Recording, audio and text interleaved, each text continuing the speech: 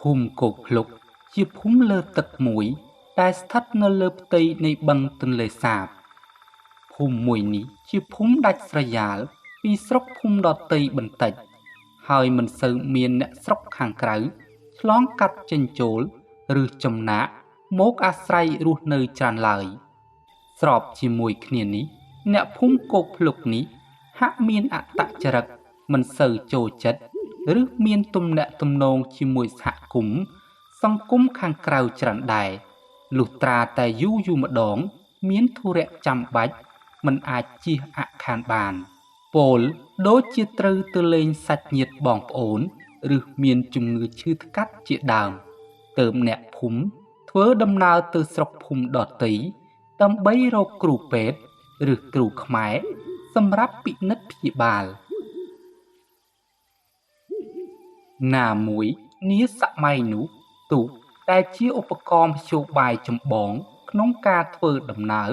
មិនទាន់មានភាពទំនើបរីកចម្រើនទាន់សម័យពោលគឺត្រូវចែវដោយដៃដែលត្រូវចំណាយកម្លាំងរយៈពេលយូរនិងជាពិសេសអាចនឹងមានគ្រោះថ្នាក់ផ្សេងទៀតផងនៅរដូវដែលមានទឹកឡើងខ្លាំងចំណែកអ្នកដែលមានជីវភាពធូរធារទើបអាចមានលទ្ធភាពប្រើប្រាស់នៅទូកម៉ាស៊ីនសម្រាប់ធ្វើដំណើរនិងប្រកបរបររកស៊ីបើទោះបីជាភូមិលើទឹកមួយនេះរស់នៅដាច់ឆ្ងាយពីគេបន្តិចមែនតែក៏សប្បូរសប្បាយណាស់ដែរនៅទីនោះសម្បូរត្រីខ្លាំងណាស់ហើយដីក៏មានជីវជាតិធ្វើឲ្យជីវភាពអ្នកភូមិហាក់មានភាពល្អប្រសើរនៅសម័យថ្ងៃមួយមានគ្រូអាគមម្នាក់បានចូលមករស់នៅក្នុងភូមិមួយនេះហើយពីដំបូងគាត់តែងតែជួយទុក្ខធុរៈនិងយកអាសាដល់អ្នកភូមិជាប្រចាំនៅពេលអ្នកភូមិមានជំងឺឈឺថ្កាត់ផ្សេងគាត់តែងតែជួយព្យាបាលផ្សំថ្នាំមើលថែដោយមិនទទួលប្រាក់កាក់ទៀតផងនេះដោយសារតែគាត់ចង់សម្ដែងថាគាត់ជាមនុស្សល្អតែការពិតភាពអាក្រក់នៅពីក្រោយរឿងនេះគឺមិនធម្មតានោះឡើយនៅពេលដែលអ្នកស្រុកភូមិជួបប្រទះជាមួយបញ្ហាឧបទ្រពចង្រៃខ្មោចចូលឬមានអមនុស្សផ្សេងចូលមកយាយីគាត់តែងតែចេញមុខជួយជាប្រចាំដោយបង្ហាញពីភាពខ្លាំងក្លានិងអស្ចារ្យរបស់គាត់តាមរយៈសកម្មភាពបែបនេះហើយបានធ្វើឲ្យអ្នកភូមិគោរពស្រឡាញ់គាត់គ្រប់គ្នានិងមិនមានចិត្តគិតថាគាត់ជាមនុស្សអាក្រក់ទាល់តែសោះក្រោយមកលោកគ្រូអាគមម្នាក់នេះបានចាប់ផ្ដើមបញ្ចេញធាតុពិតរបស់គាត់ដោយគាត់បានចាប់ផ្ដើមដាក់អំពើទៅលើអ្នកភូមិដែលរស់នៅក្នុងភូមិនោះជាសម្ងាត់ម្ដងនេះគ្រូសេងគាត់មិនបានជួយអ្នកភូមិដោយទទេទៀតទេគឺគាត់បង្គាប់ទ្រនឹបយ៉ាងច្រើនរហូតធ្វើឲ្យអ្នកភូមិដែលគ្មានលទ្ធភាពត្រូវបង្ខំចិត្តយកដីធ្លីទៅដាក់ជាថ្នូរសម្រាប់ការព្យាបាលទៀតផងគ្រូសេងបានបន្តធ្វើបែបនេះជាប្រចាំបន្ទាប់ពីគាត់ដាក់អំពើលើអ្នកភូមិណាម្នាក់ហើយមុខជាអ្នកដែលត្រូវអំពើខ្មៅនោះត្រូវធ្លាក់ខ្លួនឈឺនិងទៅពឹងពាក់អាស្រ័យរកគាត់ឲ្យមកព្យាបាលជាក់ជាមិនខានហើយនៅពេលដែលគាត់មិនសាបនៅមុនខ្មៅទាំងអស់នោះហើយគាត់បានបង្គាប់យកមាសប្រាក់ពីគេជាច្រើនរួចទៅបន្តទៅធ្វើអំពើដាក់លើអ្នកថ្មីបន្តទៀតឋានភាពអ្នកភូមិគោកភ្លុកពេលនោះមិនអាចរស់នៅបានដោយស្ងប់សុខទៀតឡើយពោលគឺចាប់ផ្ដើមមានភាពវឹកវរបន្តិចម្ដងដោយអ្នកភូមិបន្តឈឺពីគ្រួសារមួយទៅគ្រួសារមួយចំណែកនៅក្នុងភូមិទាំងមូលពោពេញទៅដោយចំហាយមុនខ្មៅពពួកអមនុស្សនិងពពួកព្រាយបិសាចរាត្រីយប់ស្ងាត់បានចូលមកដល់សត្វឆ្កែនៅក្នុងភូមិ បានស្រែកលូត្រហឹងអើងកងនិងបន្តព្រុស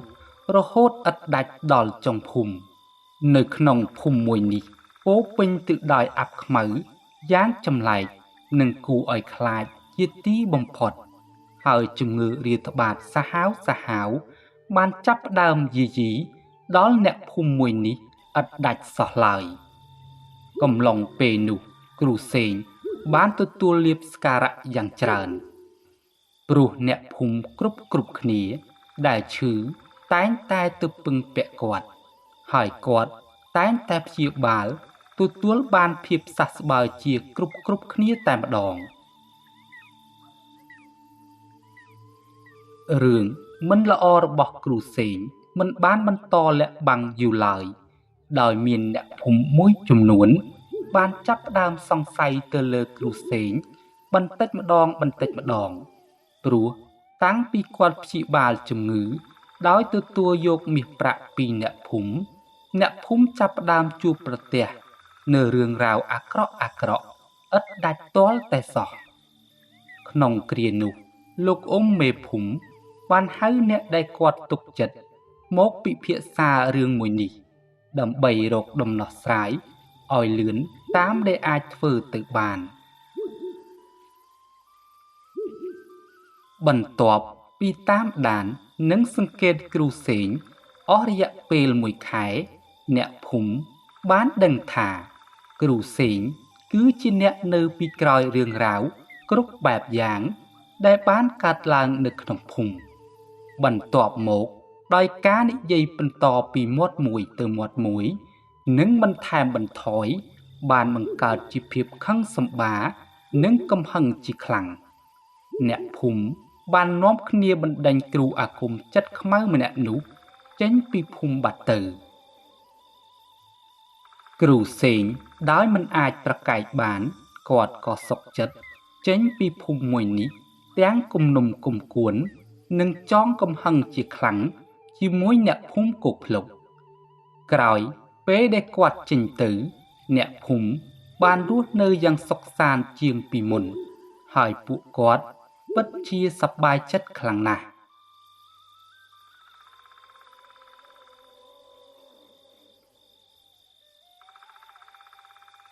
ក្រឡេកទៅកាន់គ្រូសេងវិញគាត់បានរៀបចំផែនការរបស់គាត់ដើម្បីសងសឹកត្រឡប់ទៅកាន់អ្នកភូមិវិញដោយគាត់បានសំងំលាក់ខ្លួនរៀនបន្ថែមនៅមុនវិជ្ជារបស់គាត់ឲ្យកាន់តែខ្លាំងពូកែជាងមុនគ្រូសេងបានរៀននៅមុនវិជ្ជាដេរិឆានជាច្រើនគឺគាត់បានយកគម្ពីរដែលបន្សល់ទុកដោយគ្រូរបស់គាត់មកហាត់រៀនបន្ថែមជារៀងរាល់ថ្ងៃនៅកន្លែងដែលគាត់ហាត់រៀននោះគឺជាព្រៃតៃហោងដែលពោពេញទៅដោយវិញ្ញាណខ្មោចព្រាយតៃហោងនិងព្រាយបិសាចជាច្រើនវិញ្ញាណខ្មោចព្រាយបិសាចទាំងអស់ត្រូវបានគ្រូសេងចាប់យកទៅដាក់ក្នុងក្អមដើម្បីទុកធ្វើជាបរិវារនិងបំពេញមហិច្ឆតារបស់ខ្លួនព្រៃតៃហោងដែលគ្រូសេងកំពុងស្នាក់នៅនេះជាព្រៃដែលមានដើមឈើធំនិងមានវាលស្មោងក្រាស់ពុំសូវមានអ្នកភូមិឬប្រជាជនណាម្នាក់ហ៊ានធ្វើដំណើរទៅកាន់ទីនោះឡើយព្រៃនោះជាព្រៃដែលអ្នកភូមិយកសាកសពទៅដាក់ចោលឲ្យសត្វស៊ីឬនៅរដូវវស្សាអ្នកភូមិដែលគ្មានទីតាំងដាក់សពសម្រាប់បូជាពួកគាត់បានយកមឈូសសពទៅដាក់ចងភ្ជាប់តាមប្រកៀបនៃមែកឈើខ្ពស់ជួនកាលមឈូសខ្លះបានដាច់ចំណងរសាត់តាមខ្សែទឹកទៅកល់តាមគល់ឈើហើយខ្លះទៀតក៏បានរសាត់អណ្ដែតទៅកាន់ទីឆ្ងាយរហូតដល់ផ្ទះអ្នកភូមិក៏មានចំណែកនៅរដូវប្រាំងសពខ្លះដែលត្រូវបានគ្រួសារបងប្អូនមានជីវភាពធូរធារត្រូវបានសាច់ញាតិយកមកបូជានិងធ្វើពិធីបុណ្យតាមប្រពៃណីម្ដងទៀតផ្ទុយទៅវិញមឈូសខ្លះទៀតក៏ត្រូវបានគេទុកចោលរហូតដល់បាក់ធ្លាក់ជាជំរាកតូចរមែងរណោងយល់ទៅយល់មក នៅពេលមានខ្យល់បក់ផាត់ប៉ះចំម្ដងចំណែកសពខ្លះក៏បានធ្លាក់ចេញមកក្រៅបន្សល់ទុកតែឆ្អឹងជាបំណែកហើយឆ្អឹងខ្លះត្រូវសត្វបក្សាបក្សីមួយចំនួនខំពំហោះហើរទៅកាន់ទីឆ្ងាយនេះជាហេតុធ្វើឲ្យអ្នកភូមិតែមានភាពភ័យខ្លាចនៅពេលដែលច្រឡំធ្វើដំណើរជ្រុលហួសចូលទៅក្នុងព្រៃនោះហើយនឹងត្រូវត្រឡប់មកវិញដោយភាពភ័យខ្លាចនិងសតិអារម្មណ៍មិននឹងណូជាដើមតែតំបន់ព្រៃតៃហោងនេះវាក៏ជាប្រភពទីកន្លែងនេសាទដ៏ងាយស្រួលមួយរបស់អ្នកភូមិជើងចាស់មួយចំនួនដែលគាត់មិនមានភាពភ័យខ្លាចញញើតជាមួយទិដ្ឋភាពនៅទីនោះត្បិតនៅតំបន់ព្រៃតៃហោងនោះនារដូវវស្សាពិតជាសម្បូរត្រីខ្លាំងណាស់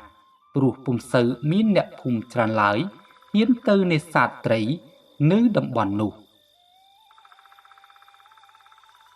ថ្លែងពីគ្រូសេងពីមួយថ្ងៃទៅមួយថ្ងៃមុនវិជ្ជារបស់គាត់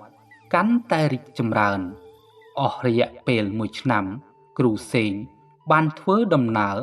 ត្រឡប់មកភូមិគោកភ្លុកវិញហើយចាប់ផ្ដើមផែនការរបស់ខ្លួន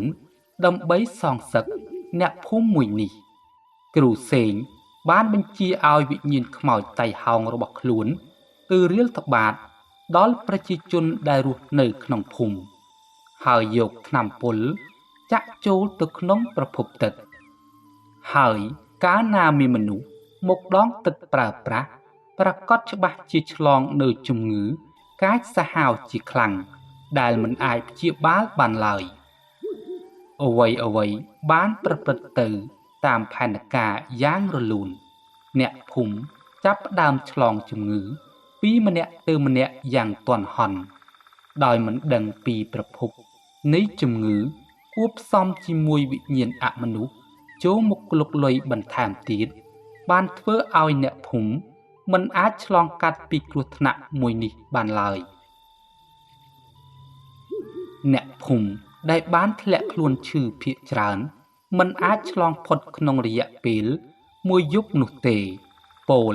ប្រសិនបើព្រឹកឡើងឈឺនោះព្រឹកស្អែកប្រកាសជាស្លាប់បាត់បង់ជីវិតទៅហើយបើទោះបីជាចង់រកគ្រូពេទ្យមកព្យាបាលក៏ពិបាកដែរ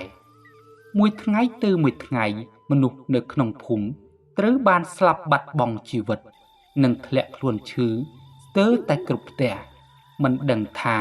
មាននរណាអាចជួយនរណាបានឡើយត្រឹមតែពេលមួយសប្តាហ៍ប្រជាជននៅក្នុងភូមិស្លាប់អស់គ្មានសល់គឺនៅសល់ត្រឹមតែមួយចំនួនតូចដែលអាចរត់ចេញពីភូមិបានទាន់ពេលវេលាទើបអាចមានជីវិតរស់នៅបន្តបានភូមិគោកភ្លុកបានคล้ายជាភូមិខ្មោចលែងមានមនុស្សរស់នៅតទៅទៀតផែនការរបស់គ្រូសេងក៏បានទទួលសម្រេចតាមបំណងមិនតែប៉ុណ្ណោះវិញ្ញាណខ្មោចមនុស្សដែលបានស្លាប់នៅក្នុងភូមិត្រូវបានគ្រូសេងចាប់ចងសង្កត់ជាប់មិនឲ្យទៅចាប់កំណើតរោគភពថ្មីទៀតបានឡើយ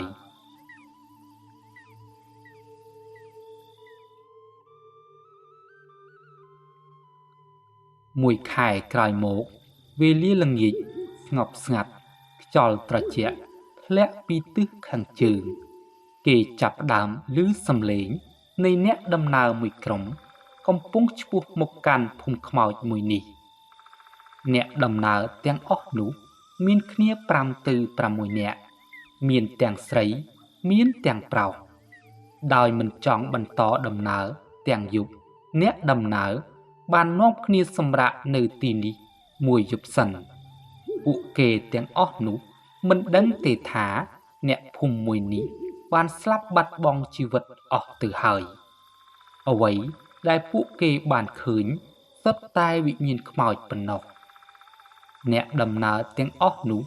មើលឃើញថាគ្រាន់តែជាភូមិរបស់មនុស្សយើងធម្មតាដែលមនុស្សរស់នៅមានអុជភ្លើងបំភ្លឺតាមផ្ទះនីមួយៗសម្រាប់បំភ្លឺនាពេលរាត្រី អ្នកដំណើរសុំសម្រាកអ្នកភូមិគប់ភ្លុកបានយល់ព្រមហើយទទួលស្វាគមន៍ពួកគេយ៉ាងរាក់ទាក់វិញ្ញាណខ្មោចរបស់អ្នកភូមិបានរៀបចំអាហារយ៉ាងឆ្ងាញ់ដល់ពួកគេធ្វើឲ្យអ្នកទាំងអស់នោះនាំគ្នាពិសាដោយភាពសប្បាយរីករាយមួយយប់ដែលពួកគេស្នាក់នៅទីនោះមិនមានរឿងចម្លែកអ្វីកើតឡើងឡើយលុះវេលាព្រឹកឡើងអ្នកដំណើរបានភ្ញាក់និងមិនបានឃើញមនុស្សសូម្បីតែម្នាក់ចំណែកផ្ទះសម្បែងពោពេញទៅដោយធូលីមិនដឹងថាគ្មានមនុស្សរស់នៅតាំងពីពេលណានោះទេក្នុងភូមិគ្មានឃើញសូម្បីតែមនុស្សម្នាក់ហាក់ដូចជាខុសស្រឡះដាច់ពីពេលយប់ទាំងស្រុងអ្នកទាំងអស់នោះបានត្រឹមតែច្របូកច្របល់និយាយស្ដីអ្វីមិនចេញឡើយពួកគេចាប់ផ្ដើមគិតថាភូមិមួយនេះមិនមែនជាភូមិមនុស្សទៀតទេហើយបាននាំគ្នាចាក់ចេញយ៉ាងប្រញាប់ពីទីនោះដំណឹងដែលអ្នកភូមិគប់ភ្លុកខ្លាចជាភូមិខ្មោចលែងមានមនុស្សរស់នៅបានសាយភាយទៅដល់ភូមិដែលនៅជិតៗនោះហើយមនុស្សភាគច្រើនមានសេចក្តីភ័យខ្លាចជាខ្លាំងចំពោះរឿងរ៉ាវមួយនេះបើនិយាយអំពីគ្រូសេងវិញគាត់បានចូលទៅរស់នៅក្នុងភូមិមួយដែលនៅមិនឆ្ងាយពីភូមិគប់ភ្លុកនោះទេហើយគាត់បានចាប់ផ្ដើមរៀបគម្រោងបង្កើតនៅផែនការនៃទង្វើអាក្រក់របស់ខ្លួនបន្តទៀតនៅក្នុងភូមិថ្មីនេះមានគ្រូអាគមល្អៗជាច្រើនរស់នៅហើយក៏ត្រូវបានគ្រូសេងកំចាត់ចោលម្ដងមួយរហូតដល់អស់ផងដែរគ្រូសេងបានលែងគ្រូអាគមទាំងអស់ដែលនៅក្នុងភូមិពីក្រោយខ្នងមិនឲ្យពួកគេបានដឹងខ្លួនជាមុនឡើយក្រោយពេលដែលគ្រូអាគមល្អទាំងអស់ត្រូវបានកំចាត់ចោលគ្រូសេងបានចាប់ផ្ដើមធ្វើបាបទៅកាន់អ្នកភូមិជារៀងរាល់ថ្ងៃជាពិសេសគាត់តែងតែប្រើមន្តវិជ្ជាស្នេហ៍របស់គាត់ដាក់យកប្រពន្ធរបស់គេនិងស្ត្រីក្រមុំជាច្រើនដែលរស់នៅក្នុងភូមិទាំងមូលអ្នកភូមិមិនមាននរណាម្នាក់ហ៊ានជំទាស់ជំលុះជាមួយគាត់ឡើយបើមិនដូច្នោះទេច្បាស់ជាត្រូវគាត់កំចាត់ចោលជាក់ជាមិនខានដោយពិបាកក្នុងការរស់នៅខ្លាំងពេកមេភូមិបានទៅរកគ្រូអាគមដែលនៅភូមិផ្សេងទៀតឲ្យមកជួយកំចាត់គ្រូសេងចោលព្រោះគាត់មិនហ៊ានមិនដេញគ្រូសេងចេញពីភូមិឡើយបិទខ្លាចជួបប្រទះនៅរឿងរ៉ាវអាក្រក់ដោយស្ថានភាពនៅក្នុងភូមិគោកភ្លុកការធ្វើដំណើរទៅអញ្ជើញគ្រូអាគមរបស់លោកមេភូមិប្រកបដោយភាពស្ងប់ស្ងាត់មិនឲ្យនរណាបានដឹងឡើយគឺគាត់ទៅតែម្នាក់ឯងប៉ុណ្ណោះគ្រូអាគមដែលគាត់បានអញ្ជើញបានយល់ព្រមហើយគាត់មិនបានចូលមកក្នុងភូមិឡើយគឺពួកគេរៀបចំពិធីនៅខាងក្រៅភូមិដើម្បីកុំឲ្យបែកការដល់គ្រូសេងចំពោះគ្រូសេងគាត់ហាក់ដូចជាបានដឹងថាមានគ្រូអាគមចង់ចាត់ការមកកាន់គាត់ហើយគាត់មិនមានអារម្មណ៍ភ័យខ្លាចសូម្បីតែបន្តិចនៅពេលយប់គ្រូអាគមពីរនាក់នោះបានចាប់ផ្ដើមពិធីរបស់ខ្លួនពួកគេបានចងខ្សែសីមារៀបចំគ្រឿងរណ្ដាប់មួយចំនួនសម្រាប់ត្រៀមទប់ទល់ជាមួយសឹកអាគមដែលនឹងឈានចូលមកដល់ឆាប់នេះលោកគ្រូអាគមបានសូត្រនូវមន្តវិជ្ជារបស់ខ្លួនហើយបញ្ជាសត្វខ្លាអាគមមួយក្បាលទៅចាត់ការគ្រូសេងបានបន្តិចពួកគេបានឮសំឡេងស្នូរជើងរបស់នរណាម្នាក់ដើរសំដៅមកកន្លែងរបស់ពួកគេស្នូរជើងមួយនោះគឺចេញពីក្នុងទឹកទន្លេមកដោយសារតែពួកគេបានធ្វើពិធីរបស់ខ្លួននៅជាប់នឹងមាត់ទន្លេពេលពួកគេក្រឡេកមើលទៅបានឃើញរូបរាងកាយរបស់បុរសម្នាក់ ដែលមានវ័យចំណាស់បន្តិចហើយគេមុខនេះគឺដើរលើផ្ទៃទឹកទន្លេមិនដឹងថាកម្រិតមុនវិជ្ជារបស់គ្រូអាគមម្នាក់នោះខ្លាំងប៉ុណ្ណាឡើយជាហេតុធ្វើឲ្យគ្រូអាគម2នាក់ទៀតឡើងស្រឡាំងកាំងធ្វើអ្វីមិនចេញទាល់តែសោះដល់ពេលដែលគ្រូសេងមកកាន់តាគៀកពួកគេបានលើកកំភ្លើងបាញ់សំដៅទៅកាន់គ្រូសេងជាច្រើនគ្រាប់ប៉ុន្តែកាន់តែបាញ់គ្រូសេងកាន់តែចូលមកមើលទៅគ្រាប់អាគមរបស់ពួកគេមិនអាចធ្វើអ្វីទៅកាន់គ្រូសេងបានសូម្បីតែបន្តិចឃើញបែបនេះពួកគេបានចាប់ផ្ដើមភ័យជាខ្លាំងហើយមិនគួរណាយល់ព្រមមកកំចាត់គ្រូសេងទាំងមិនដឹងពីសាវតារបស់គាត់ទាល់តែសោះគ្រូសេងពេលមកដល់បានចាប់កណ្ដុងកំភ្លើងគ្រូអាគមទាំង2នាក់ហើយកាច់បំបាក់ជាច្រើនកំណាត់ធ្វើឲ្យពួកគេមិនមានអាវុធសម្រាប់ចាត់ការគ្រូសេងទៀតឡើយពួកគេបានដកកំបិតអាគមចេញពីត្រង់ចង្កេះមករួចហក់ទៅចាក់លើគ្រូសេងប៉ុន្តែគ្មានមុតសាច់របស់គាត់បន្តិចសោះសូម្បីតែស្បែកមិនរលាត់ផងដំណាក់កាលនោះគ្រូសេងបានចាប់ដៃរបស់គ្រូអាគមទាំង2នាក់នោះកាច់បំបាក់ធ្វើឲ្យពួកគេស្រែកទួញសោកដោយសេចក្តីឈឺចាប់ជាខ្លាំងបន្ទាប់មកគាត់បានកាច់បំបាក់ករបស់ពួកគេទាំង2នាក់នៅនឹងកន្លែងបណ្ដាលឲ្យគ្រូអាគមខ្សែជីវិតនៅរាត្រីនោះទៅលុះព្រឹកឡើងអ្នកភូមិបានប្រទះឃើញសាកសពរបស់គ្រូអាគមទាំង2នាក់ហើយមានការភ្ញាក់ផ្អើលជាពន់ពេកតែក៏មិនដឹងថាមានរឿងអ្វីបានកើតឡើងដែររឿងរ៉ាវមួយនេះមានតែលោកអ៊ុំមេភូមិទេដែលគាត់បានដឹងតែគាត់មិនហ៊ាននិយាយឡើយបើគ្រូសេងបានដឹងច្បាស់ណាស់ថាគាត់មិនរួចខ្លួនដែរដោយមិនអាចចាត់ការទៅកាន់គ្រូសេងបានមានតែបណ្ដោយទៅតាមយថាកម្មទៅព្រោះលើផ្ទៃទន្លេពេលនេះគ្រូសេងបានក្លាយជាគ្រូអាគមប្រចាំតំបន់នេះទៅហើយគ្រូអាគមផ្សេងទៀតមិនហ៊ានសូម្បីតែក្អកជាមួយគ្រូសេងផងយើងនឹងនិយាយអំពីអ៊ុំលូនវិញពេលនេះគាត់បានសម្រាកពីកិច្ចការរបស់គាត់បានមួយរយៈដែរហើយគាត់បានគិតឃើញថាចង់ទៅលេងតាមដងទន្លេសាបបន្តិចណាមួយគាត់ចង់ទៅរកត្រីសម្រាប់យកមកធ្វើផ្អកធ្វើប្រហុកនិងត្រីឆ្អើរជាដើមគាត់បានត្រៀមសម្ភារៈមួយចំនួនទុកសម្រាប់នេសាទត្រីដូចជាមងអួនសំណាញ់ជាដើមបន្ទាប់មកអ៊ុំលូនបានធ្វើដំណើរទៅតែម្នាក់ឯងប៉ុណ្ណោះព្រោះគាត់មានមិត្តភក្តិម្នាក់ដែលរស់នៅទីនោះស្រាប់គឺនៅក្នុងភូមិដែលគ្រូសេងកំពុងរស់នៅព្រឹកព្រលឹមស្រាងគាត់បានធ្វើដំណើរទៅកាន់ទីនោះភ្លាមដោយសារតែផ្លូវធ្វើដំណើរ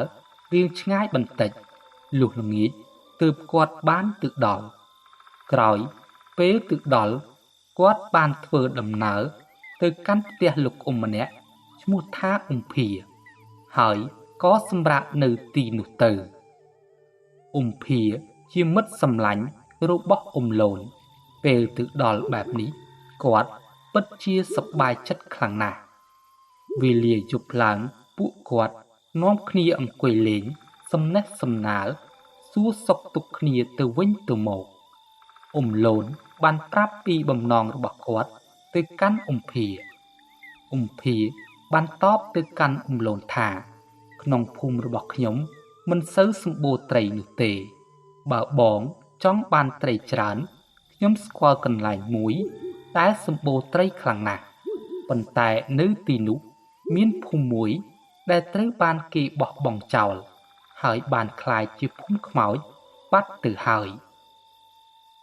អ៊ុំលូនបានប្រាប់ទៅកាន់គាត់វិញថាមិនអីទេតើអាចជូនខ្ញុំទៅកន្លែងនោះបានទេព្រឹកឡើងពួកគាត់ បានធ្វើដំណើរទៅកាន់ភូមិគោកភ្លុកដើម្បីរកត្រីនៅទីនោះពេលទៅដល់បានឃើញតែភូមិទទេនិងឆ្អឹងរបស់មនុស្សស្លាប់ពាសពេញផ្ទះមិនមាននរណាមករៀបចំបុណ្យឲ្យពួកគេឡើយលោកទាំងពីរបានចាប់ផ្ដើមធ្វើកិច្ចការរបស់គាត់លូនបាននាំភារាយម៉ងនិងបងសំណាញ់នៅជុំវិញទីនោះរហូតដល់វេលាថ្ងៃត្រង់បាននាំគ្នាសម្រាកក្រោមដើមរាំងមួយដើមយ៉ាងធំព្រោះនៅទីនោះសម្បូរដើមរាំងខ្លាំងណាស់ដុះអមតាមមាត់ទន្លេលូនបានទម្រេចខ្លួនផ្អែកទៅលើគល់រាំងបណ្ដើរព្រមដោយលើកដៃដាក់លើថ្ងាសបណ្ដើររួចបានពោលឡើងនៅសំណួរពីប្រវត្តិភូមិមួយនេះបិទគាត់ចង់ដឹងថាតើមានរឿងអ្វីបានកាត់ឡើងហេតុអ្វីបានជាភូមិនេះคล้ายជាភូមិបែបនេះទៅវិញ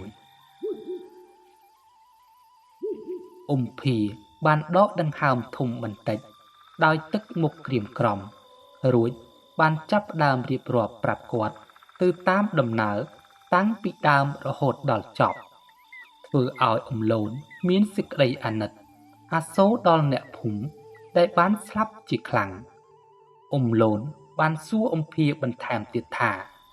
ចុះគ្រូអាគមចិត្តខ្មៅម្នាក់នោះគេទៅណាបាត់ហើយភាបានតបថាបាទបងគេមិនទៅណាឆ្ងាយនោះទេគេម្នាក់នោះរស់នៅក្នុងភូមិរបស់ខ្ញុំនេះហើយចាប់តាំងពីគេចូលមករស់នៅក្នុងភូមិរបស់ខ្ញុំគេបានធ្វើបាបអ្នកភូមិខ្លាំងណាស់គ្មាននរណាហ៊ានប្រឆាំងជាមួយគេនោះឡើយ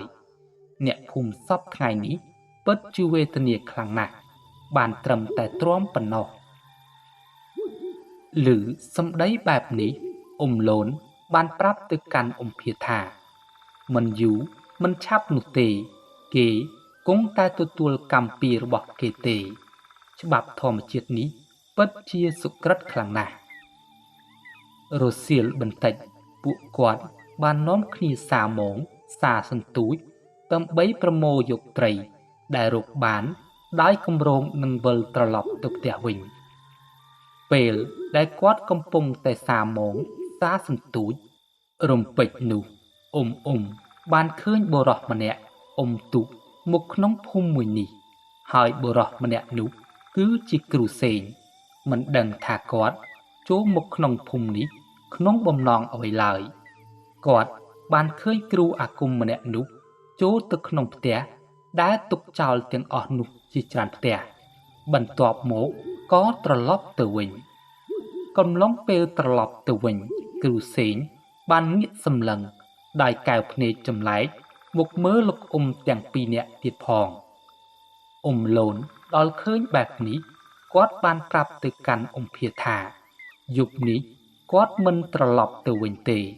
គឺគាត់ចង់សម្រាកនៅទីនេះហើយភាឮបែបនេះគាត់រៀងភ្ញាក់ផ្អើលដែរព្រោះទីនេះជាតំបន់ខ្មោចតៃហោងជាភូមិខ្មោចតែម្ដងគាត់រៀងភ័យខ្លាចដែរតែលូនបានប្រាប់គាត់ថាកុំបារម្ភអីពួកយើងនឹងសម្រាកនៅខាងក្រៅភូមិបន្តិចវេលាយប់ឡើងពួកគាត់បានទៅសម្រាកក្រោមដើមឈើនៅជាប់ភូមិនោះកំឡុងពេលសម្រាកលង់លក់លូនបានសុបិនឃើញមានវិញ្ញាណខ្មោចអ្នកដែលបានស្លាប់ទៅមកស្រែកទ្រហោយំដើម្បីឲ្យគាត់ជួយដល់ពួកគេបាននិយាយថាគ្រូសេងបានឃុំគ្រងវិញ្ញាណពួកគេមិនឲ្យទៅចាប់ជាតិចាប់កំណើតបានហើយពួកគាត់គឺជាខ្មោចអនាថាមិនមានសាច់ញាតិបងប្អូនមកធ្វើបុណ្យបញ្ជូនកុសលឲ្យឡើយលូនបានភ្ញាក់ពីសុបិនភ្លាមហើយបបួលភាចូលទៅក្នុងភូមិមួយនេះនាកណ្ដាលរាត្រីបន្ទាប់ពីចូលទៅដល់គាត់បានដឹងពីចំហាយនិមន្តអាគមខ្មៅដែលបានឃុំគ្រងភូមិមួយនេះគាត់បានព្យាយាមប្រើមន្តវិជ្ជារបស់គាត់ដើម្បីដោះអាគមខ្មៅចេញរហូតបានសម្រេច ក្រោយមកវិញ្ញាណខ្មោចទាំងអស់ដែលបានស្លាប់នៅក្នុងភូមិនេះបង្ហាញខ្លួននៅតាមផ្ទះរៀងៗខ្លួនអង្គុយសំពះអរគុណមកកាន់ពួកគាត់បន្ទាប់ពីពិធីបានរួចរាល់គាត់បានត្រឡប់ទៅសម្រាកវិញលុះព្រឹកឡើងបានចូលទៅក្នុងភូមិម្ដងទៀតដើម្បីផ្សាយបុណ្យកុសលនិងមេត្តាធម៌ចែកជូនដល់វិញ្ញាណអ្នកដែលបានស្លាប់ក្រោយពីចប់កិច្ចការពួកគាត់ក៏បន្តរកត្រីនៅទីនោះមួយព្រឹកសិនហើយថ្ងៃនេះពួកគាត់រកត្រីបានច្រើនជាម្សិលមិញទៅទៀតជាពិសេសគឺសុទ្ធតែត្រីល្អៗនិងសាច់មានរសជាតិឆ្ងាញ់ទៀតផងមួយព្រឹកបានកន្លងផុតទៅវេលារសៀលបានឈានចូលមកដល់ពួកគាត់បានធ្វើដំណើរត្រឡប់ទៅកាន់ភូមិរបស់អ៊ុំភាវិញពេលទឹកដល់ពួកគាត់បាននាំគ្នារៀបចំទុកដាក់ត្រីដែលរកបានហើយប្រពន្ធអ៊ុំភាក៏បានជួយរៀបចំឲ្យអ៊ុំលូនបានយ៉ាងល្អផងដែរក្រោយពេលកន្លងអស់ទៅជាច្រើនម៉ោងវេលាយប់បានឈានចូលមកដល់យប់នេះមើលទៅផ្ទៃមេឃហាក់ដូចជាមានសភាពអួអាប់ខ្លាំងណាស់គឺមានផ្សែងខ្មៅអាប់យ៉ាងច្រើនគ្របដណ្ដប់ភូមិមួយនេះនៅលើផ្ទៃមេឃលាយឡំជាមួយផ្លេកបន្ទោលឆ្វេងឆ្វាយគួបផ្សំជាមួយសំឡេងថ្គរលាន់សូររំពងខ្ទាស់ខ្ទារពេញផ្ទៃព្រឹត្តិពីរអ៊ុំលូនបានសង្កេតមើលពីហេតុការណ៍មួយនេះហើយគាត់ចាប់អារម្មណ៍ថាវាមិនមែនកាត់ឡើងដោយធម្មជាតិនោះទេមើលទៅវាត្រូវបានបង្កើតឡើងដោយអំណាចនៃមន្តអាគមរបស់គ្រូអាគមណាម្នាក់ហើយគ្រូអាគមម្នាក់នោះមន្តវិជ្ជារបស់គេមិនធម្មតានោះទេមិនដឹងថាគេរៀនវិជ្ជាសាហាវបែបនេះ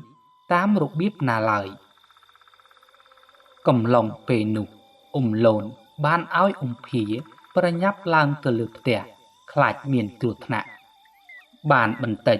គ្រូសេងបាននិយាយតាមញៀនចូលក្នុងសមាធិរបស់អ៊ុំលូនថាហេតុអ្វីបានទៅបំផ្លាញកិច្ចការរបស់គាត់គ្រូសេងគាត់ខឹងដោយសារអ៊ុំលូនបានទៅរំដោះវិញ្ញាណរបស់អ្នកភូមិគោកភ្លុកឲ្យរួចផុតពីការត្រួតត្រារបស់គាត់គ្រូសេងគាត់មិនចង់ចាត់ការជាមួយអ៊ុំលូនតាមសឹកអាគមនោះទេគឺគាត់ចង់ជួបតទល់ជាមួយអ៊ុំលូនដោយផ្ទាល់តែម្ដងអ៊ុំលូនពេលភាគីម្ខាងទៀតបបួលគាត់បែបនេះហើយគាត់ក៏មិនអាចប្រកែកបដិសេធបានដែរគឺត្រូវតែទៅបញ្ចប់រឿងនេះជាមួយគ្រូសេងដោយខានមិនបានម៉ោង12យប់គាត់បានធ្វើដំណើរទៅខាងចុងភូមិទៅតាមការណាត់ជួបដែលបានព្រមព្រៀងជាមួយគ្រូសេងពេលគាត់ទៅដល់គាត់បានឃើញគ្រូសេងនៅរងចាំជាស្រេចព្រមដោយពោលសួរអ៊ុំលូនថាតើឯងជានរណាមកពីណាហេតុអ្វីបានជាប្រហើនបែបនេះហ៊ានមកតតាំងជាមួយគាត់ដោយមិនខ្លាចញញើតអ៊ុំលូនបានប្រាប់ទៅគាត់វិញថាខ្ញុំត្រឹមជាមនុស្សធម្មតាម្នាក់ដែលចូលចិត្តជួយយកអាសាគេប៉ុណ្ណោះសម្ដីប៉ុន្មានម៉ាត់នេះបានធ្វើឲ្យគ្រូសេងមានការខឹងសម្បារយ៉ាងខ្លាំងគូភាគីទាំងសងខាងបានបើកឆាកប្រយុទ្ធគ្នាដោយប្រើសត្វអាគមទល់មុខគ្នាតែម្ដងគ្រូសេងបានប្រើសត្វអាគមអ្វីក៏អ៊ុំលូនអាចទប់ទល់បានដែរអ្វីត្បិតតែមិនអាចយកឈ្នះបានក៏ពិតមែនគ្រូសេងបានបន្តចាប់ផ្ដើមប្រើមន្តវិជ្ជាតៃហោងរបស់ខ្លួនគឺគាត់ប្រើបរិវារសុទ្ធតែជាពពួកខ្មោចព្រាយតៃហោងជាច្រើនប៉ុន្តែនៅតែមិនអាចធ្វើអ្វីទៅកាន់អ៊ុំលូនបានដែរបន្ទាប់មកពួកគាត់បានចូលទៅប្រយុទ្ធគ្នាដោយប្រើកម្លាំងបាយវិញម្ដងគឺពួកគាត់ប្រយុទ្ធគ្នាអស់រយៈពេលជាច្រើនម៉ោង នៅតែមិនអាចយកឈ្នះចាញ់បានបើទោះបីជាពួកគាត់ប្រើកំបិតអាគមក៏មិនអាចចាក់ទម្លុះស្បែកគ្នាបានដែរដោយអស់កម្លាំងរៀងខ្លួនពួកគាត់ទាំងពីរនាក់បានអង្គុយចុះបន្តិចដើម្បីសម្រាកយកកម្លាំងខណៈនោះអ៊ំលូនបានយកក្រណាត់យ័ន្តមួយចេញមកហើយយកវាទៅរុំលើកំបិតរបស់គាត់ថែមទាំងបានសម្រក់ឈាមដាក់បន្ថែមទៅលើមុខកំបិតទៀតផងចំពោះក្រណាត់យ័ន្តមួយនោះគឺគាត់បានយកមកពីភូមិគោកភ្លុកហើយវាជារបស់ដែលគ្រូសេងបានប្រើសម្រាប់សង្កត់វិញ្ញាណរបស់អ្នកភូមិបានបន្តិចពួកគាត់ទាំងពីរនាក់បានចូលទៅប្រយុទ្ធគ្នាម្ដងទៀតដោយលើកនេះគាត់បានឲ្យគ្រូសេងវាត្រូវយ៉ាងដំណំគ្រូសេងពេលឃើញបែបនេះគាត់សប្បាយចិត្តខ្លាំងណាស់ហើយគាត់បាននិយាយថាយប់នេះជីវិតអ៊ំលូនត្រូវបញ្ចប់នៅទីនេះហើយអ៊ំលូនបានប្រឹងប្រយុទ្ធជាមួយគ្រូសេងហើយត្រូវបានគ្រូសេងវាយត្រូវរហូតដួលលុតជង្គង់នៅនឹងដីម្ដងនេះគ្រូសេងរៀងមានអំនួតហើយគាត់បានដើរចូលទៅជិតអ៊ំលូនរួចនិយាយមាក់ងាយឌឺដងទៅកាន់អ៊ំលូនជាខ្លាំងរំពេចនោះនៅពេលដែលគាត់ភ្លេចខ្លួនអ៊ំលូនបានដកកំបិតដែលគាត់បានត្រៀមទុកមុននេះបន្តិចចាក់ចំកណ្ដាលដើមទ្រូងរបស់គ្រូសេងធ្វើឲ្យគ្រូសេងដួលក្រឹបទៅនឹងដីឈាមរបស់គ្រូសេងបានបាញ់ឆ្វាចចេញមកខាងក្រៅក្រហមឆ្អៅពីពេញផ្ទៃដីគាត់ធ្លាប់តែជាមនុស្សខ្លាំងពូកែមិនមាននរណាម្នាក់អាចយកឈ្នះបានទើបគិតថាកំបិតរបស់អ៊ំលូនមិនអាចធ្វើអ្វីគាត់បានគ្រូសេងគាត់មិនដឹងទេថាកំបិតមួយនេះអ៊ំលូនយករបស់ដែលគាត់ប្រើដើម្បីវាយបកទៅកាន់គាត់វិញហើយរបស់នោះគឺក្រណាត់យ័ន្តដែលគាត់យកទៅរុំលើកំបិតក្នុងកំឡុងពេលសម្រាកនោះឯងម្យ៉ាងវិញទៀតមុននេះគឺគាត់បានបន្ធូរដៃបន្តិចដើម្បីឲ្យគ្រូសេងវាយគាត់ត្រូវយ៉ាងដំណំហើយបាត់ការប្រុងប្រយ័ត្នរួចគាត់បានឆ្លៀតឱកាសចាក់សម្លាប់គ្រូសេងតែម្ដងទៅក្រោយពេលដែលសម្លាប់គ្រូសេងហើយគាត់បានត្រឡប់ចូលទៅក្នុងភូមិវិញលុះទៅដល់គាត់បានឃើញអ៊ំភាកំពុងតែរងចាំគាត់នៅខាងក្រោមផ្ទះគឺគាត់មានការបារម្ភខ្លាំងណាស់ព្រោះបាត់អ៊ំលូនមិនដឹងទៅណាអ៊ំលូនក៏មិនបាននិយាយអ្វីប្រាប់ទៅកាន់អ៊ំភាឡើយហើយគាត់បានប្រាប់ឲ្យអ៊ំភាឡើងទៅសម្រាកវិញវេលាព្រឹកឡើងនៅក្នុងភូមិមានសេចក្តីភ្ញាក់ផ្អើលជាខ្លាំងដោយសារអ្នកភូមិបានប្រទះឃើញសាកសពរបស់គ្រូសេងដេកស្លាប់នៅខាងចុងភូមិថ្ងៃនោះដែរអ៊ំលូនបានលាអ៊ំភាត្រឡប់មកវិញដោយគាត់មិនបានប្រាប់ពីរឿងរ៉ាវដែលបានកើតឡើងទៅកាន់អ៊ំភាឲ្យបានដឹងឡើយសាច់រឿងនេះក៏បានឈានមកដល់ទីបញ្ចប់សូមអរគុណសូមជម្រាបលា